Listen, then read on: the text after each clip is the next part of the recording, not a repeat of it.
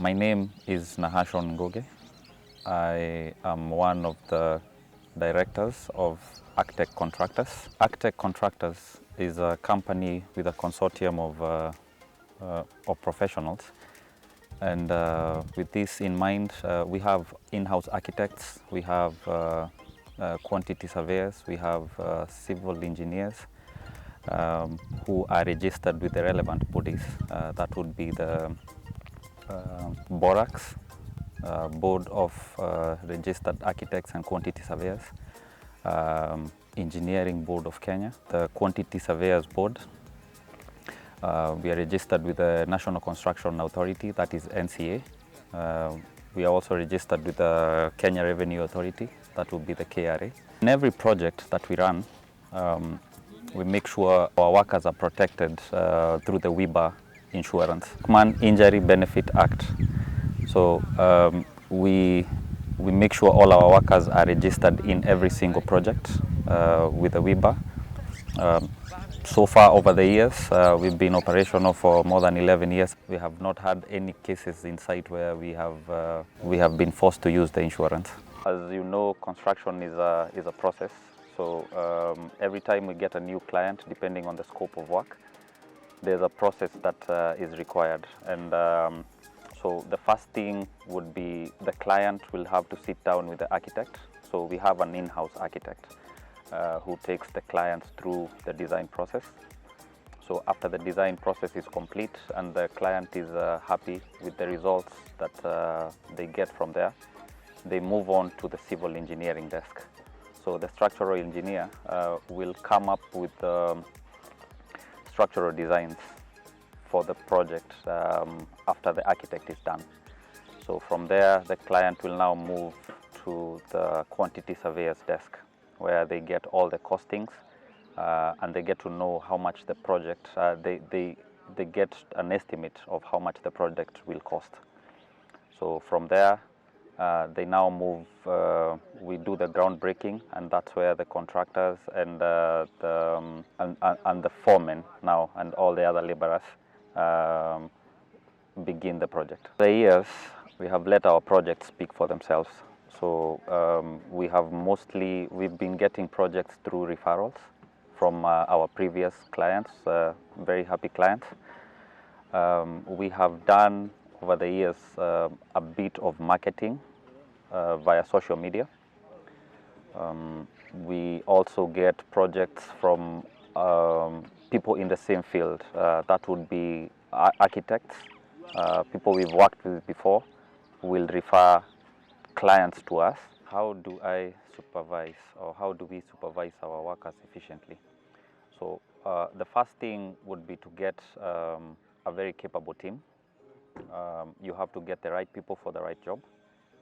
With this in mind, the supervision required will be very minimal, minimal to none.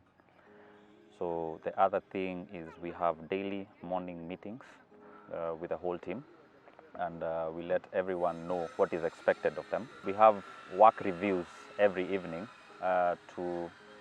just to compare what has been done and what is on the work schedule, what the work schedule says should have been done at this point.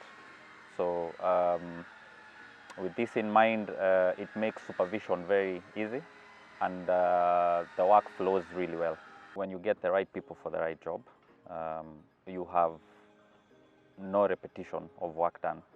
So when you get people who know how to measure twice and cut once, you get the most. You save a lot on time, you save a lot on materials, and you maximize on all the labor that is available. My name is Peter Jenga Njuguna.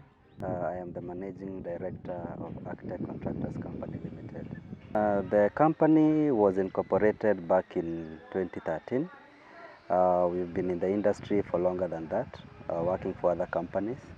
But the company was incorporated back in 2013. You see, the good thing about projects at the construction industry is that every project is unique to the other one.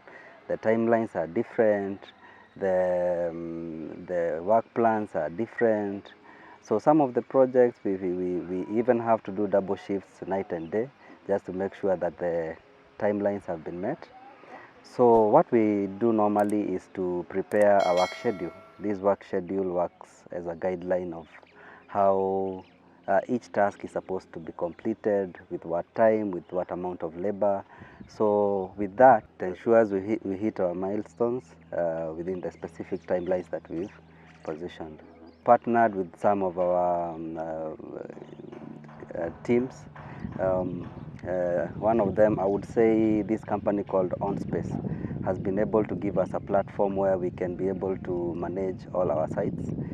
OnSpace has given us the capability to have a recorded daily site report in terms of the captured of photos, and also to make sure that that system is available, one, for our clients, secondly, for an architect if we're working in an architect on this basis. It has also helped us to register the tools and the companies. It has also helped us to track expenses, so that way we are within budget at all specific times. Another thing it has been able to do for us is to make sure that records are clearly selected in that system. So, and the advantage of working with OnSpace, it has been able to give us an opportunity to supervise our projects if we are in the country, if we are not in the country, if we are offline, if we are not offline. So this gives us as the directors a very good basis of controlling the projects from A to Z. A necessary platform for the ones in the construction industry, I would really recommend. So that has given us a very easy time. If you ask 10 contractors what is their biggest challenge in this industry, money is always one of the factors. So for us, we've been able to partner with our financial institutions. So each time we have a project, they always come through for us in terms of financing. Other projects we are able to self-finance. And the good project is one that if you have a client that is prepared enough for a project and they are willing to finance the project from A to Z, it makes things a little bit easier for the contractor. And yeah, so I would say in the financial department, we are very well aware and we are very well catered for. So bring all your projects to us.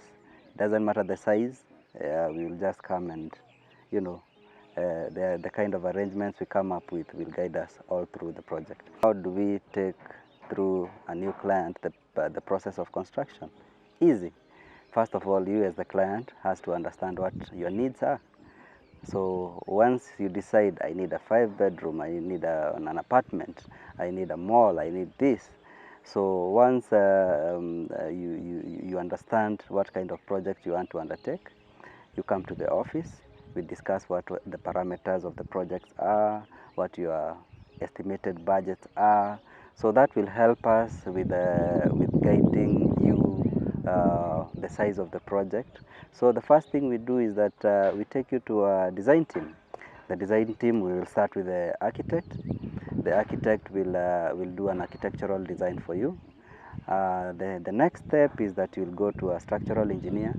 The structural engineer will come up with a structural analysis in terms of what reinforcements are required, what is the class of concrete, what kind of formwork do you need, and those nitty-gritties, what kind of roof, what will you support the roof with.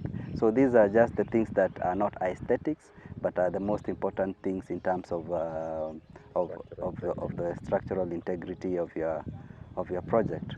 So from there, we'll take you to an interior designer who will come up with now the finest thing in the interiors. Where do you need the cupboard? How is it designed?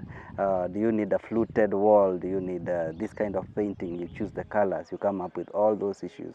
The kind of furniture you need. How do you want it positioned? And all that stuff. So those are also the most important things that we are able to encompass in terms of our process in taking through the clients. So the third thing is that the process will also go to a mechanical and an electrical engineer. So we call them M&Ds.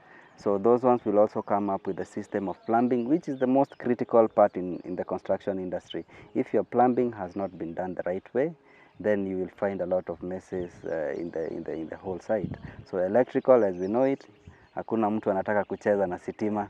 So for that particular aspect, we have to engage our electrical engineer to come up with floor plans of how the conduits are going to be positioned, the switches, the socket, the size of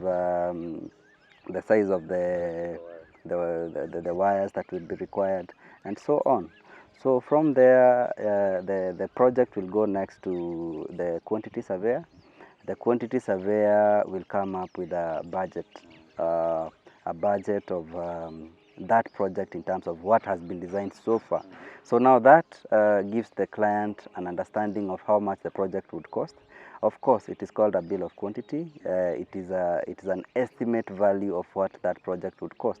So within the project, things shifts. That's why you need a consortium of all those people in the project. Some of the clients has a notion that the consortium team is the one that is responsible to cater for the statutory requirements in terms of, if we agree that the cost of let's say an architectural design, structural design, a bill of quantity, an interior design, quotation. Some of the clients assume that that cost encompasses the cost of the statutory requirement. It's purely a responsibility of you as the client, because that is a connection to you with the statutory body, because the land is yours, the project is yours.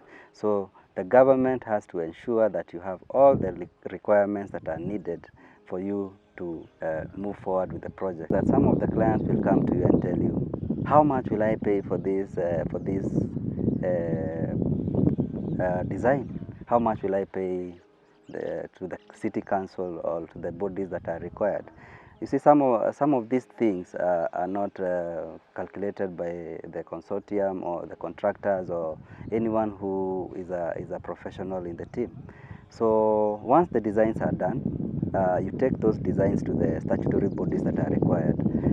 There is NEMA that charges, I think it is 1.5% of the total cost.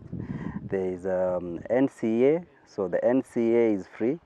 So you only need to upload your designs and all that, and they will give you an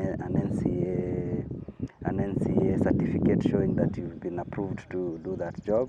The other one that is required is the city council approvals. So for this city council approval, you will need a structural drawing, you'll need an architectural drawing that the consortium will give you. You will need the licenses of the professionals in charge of those architectural and structural drawings. You will also need your title deed, just to show the ownership. You will need a search not older than 3 months. You will also need a deed plan that guides the city council. The other thing you need is to make sure that you clear your land rents, your land rates, and all those things are necessary for you to get an approval. When you're doing a commercial building, you need to have a change of user. That is very important. So if you're changing it from an agricultural land to a commercial land, or to a private development or single dwelling unit, so all those things are required in the approval process. So for this, as you can see, most of the documents are mostly clients is supposed to submit them. So even the payments, once the invoices are done, they come with your name as the client on the sheet. So you make your payments to the city council, and from there, within a month or less than a month, depending on the time the meeting will be held in the relevant counties, you get your approval. Once you get the city council approval, the next thing is to go for an NEMA and an NCA approval. So that one also has their own requirements. So so this is the process that clients need to understand when they come to us, because this is necessary, and we don't take up projects that are not well registered and well catered for. Because the importance of registering your project with the NCA, we are registered with the NCA. We pay NCA services for the contractors and all that stuff. So, and the NCA is connected to the KRA is connected to a bank. This is just to ensure that the taxman gets whatever his dues.